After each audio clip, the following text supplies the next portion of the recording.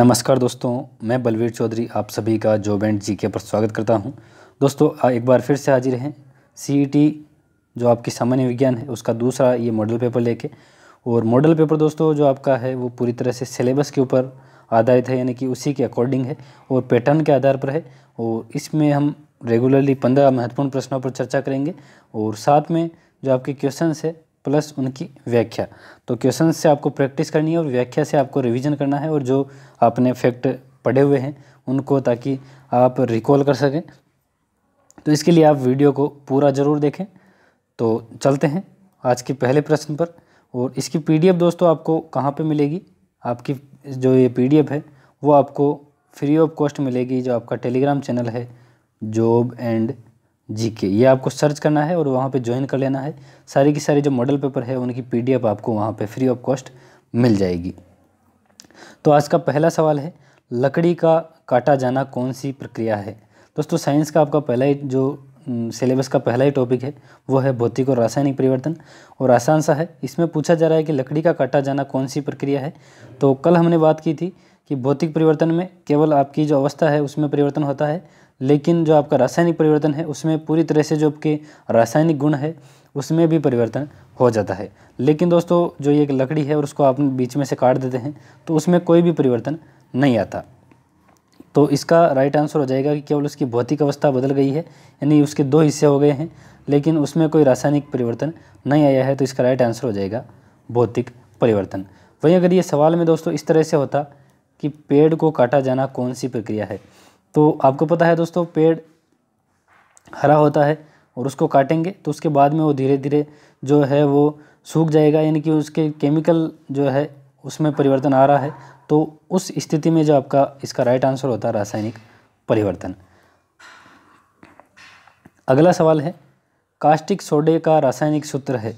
तो दोस्तों कास्टिक सोडे का रासायनिक सूत्र क्या है? तो इसका राइट आंसर हो जाएगा NaOH, यानी कि अगर बोले इसको तो सोडियम हाइड्रोक्साइड। और रासायनिक सूत्र दोस्तों आपको स्पेशली याद रखने हैं, कम से कम 20-30 तो आपको रासायनिक सूत्र याद होने ही चाहिए। बात करें ऑप्शन में तो NaCl आपके जो नमक होता है उसका रासायनिक सूत्र है, यानी कि सोडियम क्लोराइड। अगर इसकी बात करें तो ये होता है बेकिंग सोडा, या बोले तो सोडियम बाइकार्बोनेट, ये इसका सूत्र होता है। और दोस्तों ये जो सोडे हैं 4-5 है, इनका हर एग्ज़ाम में सवाल पूछा जाता है, तो इनको आप अच्छे से याद कर लीजिए। सोडियम कार्बोनेट आमतौर पर किस नाम से जाना जाता है? तो दोस्तों सोडियम कार्बोनेट आपके आमतौर पर धोने के सोडे के नाम से जाना जाता है। बात करें अगर इसके रासायनिक सूत्र की तो Na2CO3 इसका डॉट 10H2O इसका रासायनिक सूत्र होता है। ठीक है दोस्तों, धोने का सोडा सोडियम कार्बोनेट। कौन सा तत्व ब्रह्मांड में सर्वाधिक मात्रा में उपलब्ध है? तो इसका राइट आंसर हो जाएगा दोस्तों जो आपका हाइड्रोजन है वो ब्रह्मांड में सर्वाधिक मात्रा में पाया जाने वाला तत्व है। भारी जल एक प्रकार का है। तो दोस्तों भारी जल क्या है? क्या शीतलक है, मंदक है, ईंधन है या अयस्क है? तो इसका राइट आंसर हो जाएगा दोस्तों जो आपके भारी जल है वो एक प्रकार का मंदक है। और जो नाभिकीय रिएक्टर होते हैं उसमें जो आपकी अभिक्रियाएं हैं, क्योंकि आपको पता है अगर आपने नाभिकीय अभिक्रियाएं पढ़ी है तो उनको कंट्रोल में रखा जाता है। अगर कंट्रोल में नहीं रखा जाए तो वो बहुत भारी नुकसान कर सकती है। तो उनको कंट्रोल में रखने के लिए मंदक के रूप में भारी जल का इस्तेमाल किया जाता है। और भारी जल दोस्तों काफ़ी इंपॉर्टेंट है, कई बार इसका जो रासायनिक सूत्र है वो पूछा जाता है। तो रासायनिक सूत्र D2O है। अगर सामान्य जल की बात करें तो उसका H2O है, लेकिन दोस्तों जो भारी जल है उसका रासायनिक सूत्र आपके है D2O, यानी कि ड्यूटीरियम ऑक्साइड। ठीक है दोस्तों, और इसके अनुभार की बात करें तो इसका अनुभार होता है 20। तो D2O आप ध्यान में जरूर रखें। जल का घनत्व किस तापमान पर सर्वाधिक होता है?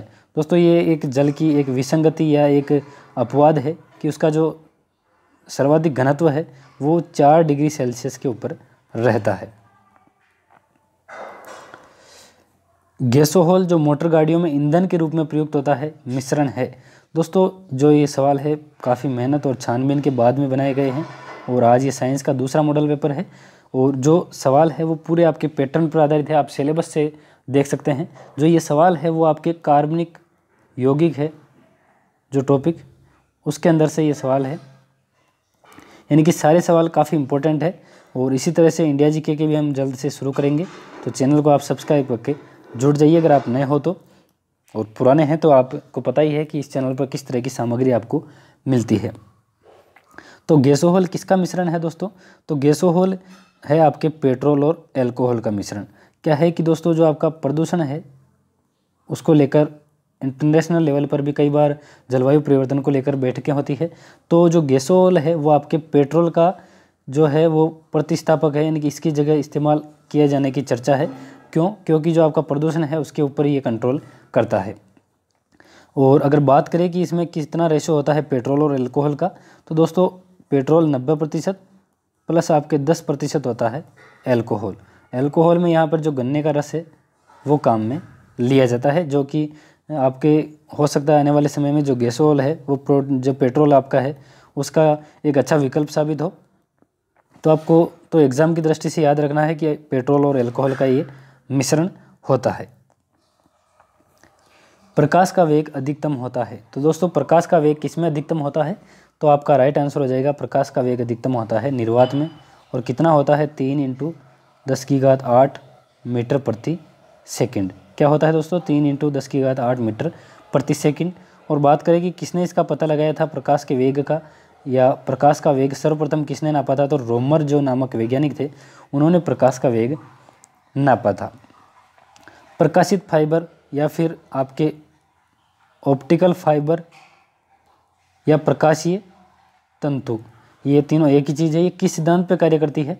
तो दोस्तों इसका राइट आंसर हो जाएगा आपके पूर्ण आंतरिक परावर्तन के सिद्धांत पर यह कार्य करती है। और किस तरह से कार्य करती है दोस्तों? आपने पढ़ा होगा जो प्रकाश है वो बिल्कुल सीधी रेखा में गति करता है, लेकिन दोस्तों जो आपका ऑप्टिकल फाइबर या प्रकाशीय जो फाइबर है वो इस तरह से होता है। इसमें दोस्तों पूर्ण आंतरिक परावर्तन कराया जाता है प्रकाश का, जिससे प्रकाश जैसे यहाँ से टकराएगा फिर इधर जाएगा फिर इधर जाएगा, इस तरह से जो आपका प्रकाश है वो आगे तक इसमें पहुँचाया जाता है।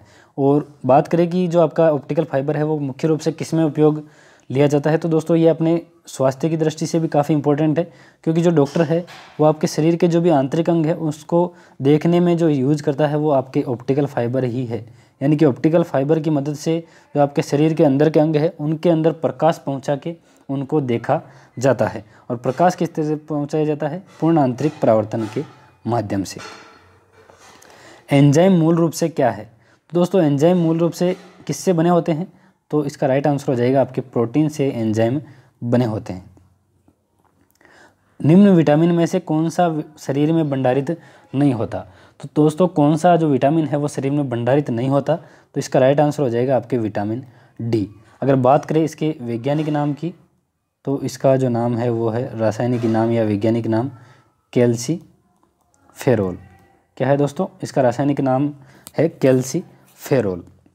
और बचपन से ही आप पढ़ते आ रहे हैं कि सूर्य की किरणों से ये प्राप्त होता है। ठीक है दोस्तों। और अगर बात करें कि ये हड्डियों को मजबूत तो बनाता ही है, अगर इसकी कमी हो जाए तो रिकेट्स रोग हो जाता है। विटामिन डी की कमी से रिकेट्स रोग हो जाता है दोस्तों। बाकी के जो विटामिन है उनको हम धीरे धीरे अलग अलग क्लासों में चर्चा करेंगे। हैजा किसके कारण फैलता है? दोस्तों हम रेगुलरली एक जो आपका सवाल है वो रोग से शामिल करेंगे और उस रोग के बारे में सारी जानकारी आपको बताने का प्रयास करेंगे। तो हैजा किसके द्वारा फैलता है दोस्तों? तो हैजा आपके एक बैक्टीरिया या जीवाणु होता है, विब्रियो कोलेरी। क्या होता है दोस्तों? विब्रियो कोलेरी जो नामक जीवाणु होता है, विब्रियो कोलेरी या कोलेरो, उसके द्वारा हैजा फैलता है। और इसके अंदर क्या होता है दोस्तों? ये मक्खी के द्वारा, वाहिका के जो मक्खी होती है उसके द्वारा ये फैलता है। और इसके अंदर क्या होता है दोस्तों? आपके जो शरीर है उसके अंदर जल की कमी हो जाती है, यानी कि जो जल है वो आपके इसमें कम पड़ने लगता है। और ये अधिकांश जो ये रोग है वो आपके गर्मियों में होता है, और आम भाषा में हम बोलते हैं जब गर्मी ज़्यादा पड़ती है तो कि हैजा उठ रहा है। अगला सवाल है, मानव शरीर में रुधिर बैंक का कार्य कौन करता है? रुधिर बैंक यानी कि जहाँ पे आपके ब्लड का जो है भंडारण या स्टोरेज किया जाता है, तो इसका कार्य कौन करता है? तो इसका राइट आंसर हो जाएगा दोस्तों प्लीहा। प्लीहा को तिल्ली भी कहा जाता है। ठीक है दोस्तों। अगर बात करें इंग्लिश में तो स्प्लीन इसको बोला जाता है। और ये रुधिर बैंक का कार्य करती है। साथ ही दोस्तों एक इम्पोर्टेंट चीज़ इसकी और है कि जो प्लिया होती है उसमें आपकी जो आरबीसी है वो नष्ट होती है। ठीक है दोस्तों, रुधिर बैंक का कार्य तो करती है, साथ में जो आरबीसी है वो आपकी यहाँ पे नष्ट होती है। और ये सवाल तो कई बार एग्जाम में पूछा जाता है। अगला सवाल है दोस्तों, ये जैव प्रौद्योगिकी से है, जो आपका क्लोनिंग दिया गया है। पहला क्लोन पशु डॉली कौन सा था पशु था, यानी कि जो पहला ही जो क्लोनिंग के द्वारा पशु प्राप्त किया गया था डॉली, वो किस पशु के द्वारा प्राप्त किया गया था, तो वो एक्चुअल में दोस्तों भेड़ था जिसके द्वारा डॉली को प्राप्त किया गया था। आज का लास्ट सवाल है, आनुवंशिकी की इकाई किससे कहा जाता है। आनुवंशिकी के जनक तो हमने कल इसके बारे में चर्चा कर ही ली थी कि मेंडल को कहा जाता है। और आनुवंशिकी की इकाई किसको कहा जाता है दोस्तों, तो आनुवंशिकी की इकाई जो क्रोमोसोम है उसको गुणसूत्र कहा जाता है। और इसमें आपको कन्फ्यूजन हो सकता है, लेकिन आपको ध्यान ये रखना है कि जो आनुवंशिकी की इकाई है वो कहा जाता है जीन को। ठीक है दोस्तों, और जीन किस में रहते हैं, गुणसूत्रों में। ठीक है, तो आपको जीन इसका राइट आंसर हो जाएगा कि आनुवंशिकी की इकाई जीन को कहा जाता है, और जीन है वो आपके गुणसूत्रों में पाए जाते हैं, जिनको इंग्लिश में क्रोमोसोम भी कहा जाता है। तो दोस्तों ये आपकी आज की जो दूसरा मॉडल पेपर है उसकी क्लास कंप्लीट हुई है। मिलते हैं आपके तीसरे मॉडल पेपर के साथ, तब तक आप जो आपकी तैयारी है उसको धुआंधार इसी तरह से चलाते रहे। तो सभी मिलते हैं एक बार फिर से अगले वीडियो में, तब तक के लिए सभी को जय हिंद।